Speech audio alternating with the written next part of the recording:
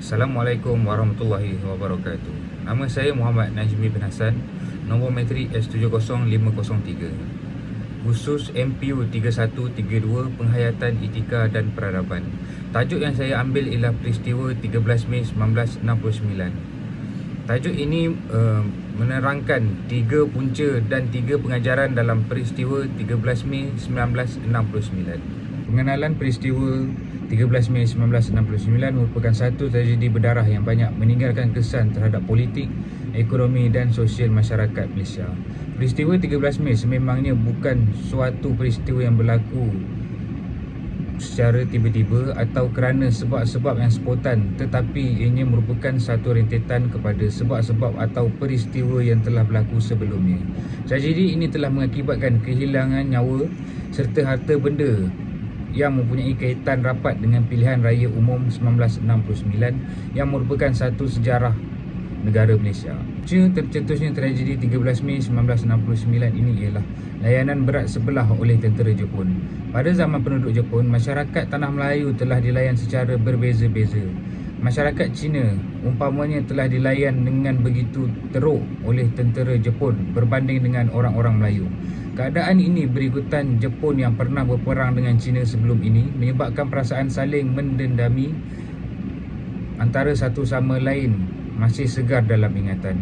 Layanan berat sebelah ini telah menyemai perasaan pemusuhan antara orang-orang Melayu dan Cina. Yang kedua ialah bahasa Melayu sebagai bahasa rasmi negara. Isu bahasa juga tidak kurang pentingnya dalam menyumbangkan faktor pada peristiwa 13 Mei.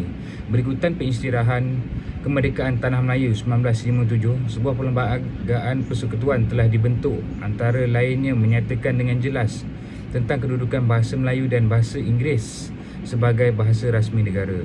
Selepas 10 tahun merdeka, kerajaan akan mengkaji semula tentang kedudukan bahasa Inggeris dengan tujuan untuk menggugurkannya daripada status bahasa rasmi dan hanya bahasa Melayu sahaja yang diiktirafkan sebagai bahasa rasmi. Untuk mencapai tujuan itu, pada 31 Ogos 1967, kerajaan telah mengadakan pelbagai kegiatan bagi tujuan memperluaskan penggunaan bahasa Melayu.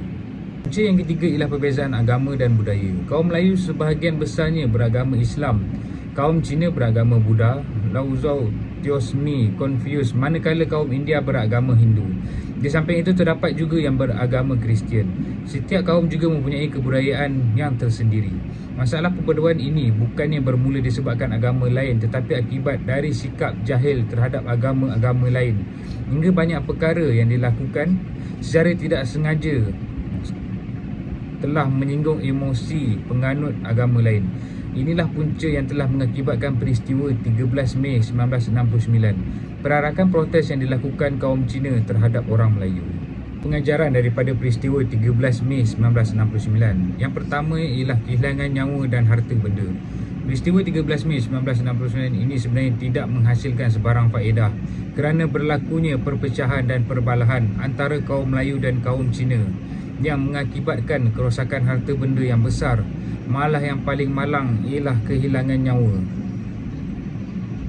Kejadian seperti ini yang meninggalkan kesan dan pengajaran yang pahit dan getir kepada saudara mara dan kaum keluarga yang terlibat dalam tragedi 13 Mei 1969. Pengajaran yang kedua ialah perintah berkurung. Selepas berlakunya peristiwa 13 Mei 1969, kerajaan terpaksa mengeluarkan perintah berkurung yang disebabkan oleh kekacauan dan pecah belah antara kaum. Ini bertujuan untuk mengawal keselamatan rakyat dan mengembalikan kestabilan negara. Ketika itu, ini membawa banyak kesan buruk terhadap suasana persekitaran dan pergaulan yang kurang harmoni antara kaum kerana ia menyekat aktiviti yang bebas untuk mencari punca pendapatan seperti menjalankan perniagaan, susah berinteraksi dan saling berhubung.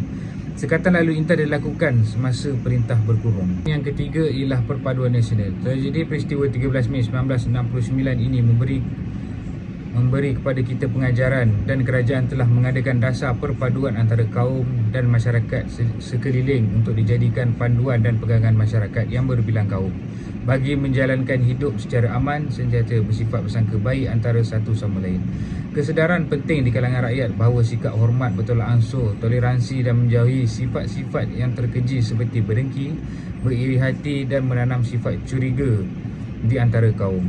Dengan terdapat berbagai jenis kaum, agama, budaya dan pegangan agama di Malaysia, peristiwa 13 Mei 1969 ini pasti berulang sekiranya tiada kesedaran tentang isu-isu sensitif yang timbul seperti hak kedudukan istimewa kaum Melayu yang merupakan penduduk asal bagi negara. Kesimpulan daripada peristiwa pahit 13 Mei 1969 ini bukan sahaja dicatat sebagai sejarah pertelingkahan kaum yang menggariskan sepadan-sepadan yang harus diteliti dan dipelihara oleh semua pihak.